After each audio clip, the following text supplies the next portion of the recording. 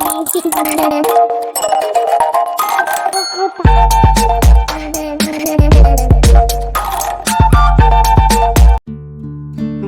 भी कभी बनेगी सास। ये क्या बात हुई? जब देखो जब दोनों तीनों ननदे आई नहीं कि आपका उन पर पैसे लुटाना शुरू हो जाता है। आपको तो लगता है जैसे हमारे घर में पैसों का पेड़ लगा हुआ है। मीना ने आज फिर अपनी सास कौशल्या से बहस आरंभ कर दी।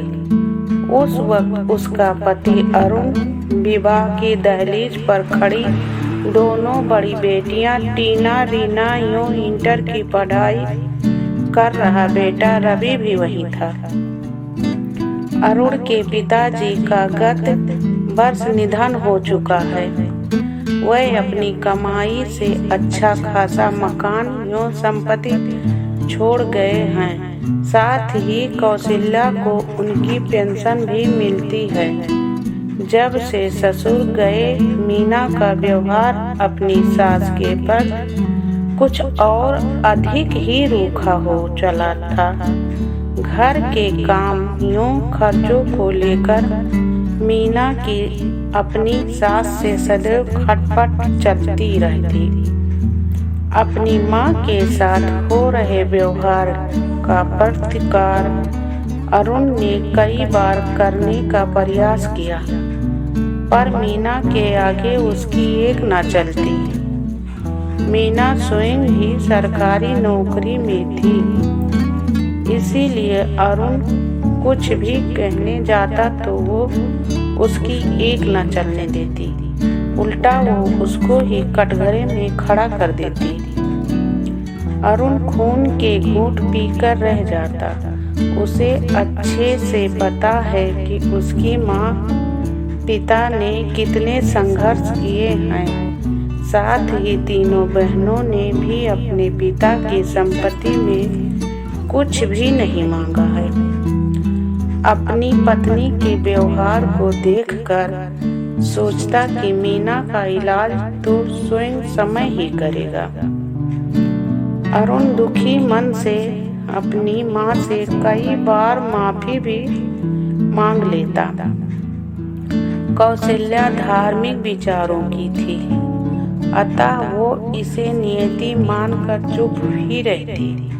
साथ ही उसे चिंता भी थी कि यदि मैंने इस अवस्था में कोई अवांछित कदम उठा लिया तो रीना टीना के अच्छे घरों में विवाह में दिक्कतें आएंगी।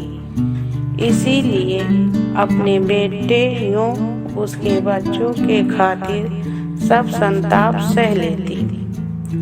आज रीना टीना ने अपनी दादी की आंखों से बहते आंसुओं, पिता की चुप्पी और रब के चेहरे के भाव को पढ़ लिया। माँ, आपसे एक बात कहें? कहो।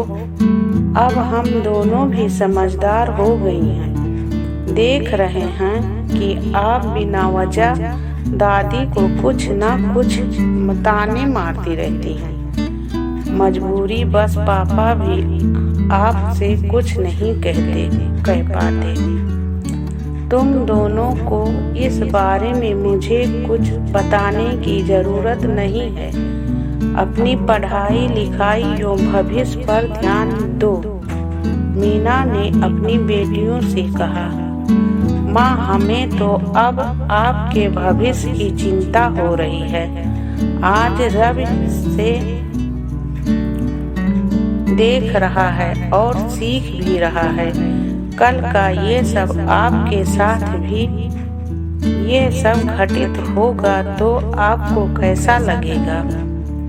आप भी सास बनेंगी, आप भी लाचार होंगी और हम बहनों भी आपसे मिलने आएंगी। तब आप क्या करेंगी? माँ, भविष्य क्या होगा किसी को पता नहीं, पर हमें आज का तो पता है। इसीलिए धन्यवाद।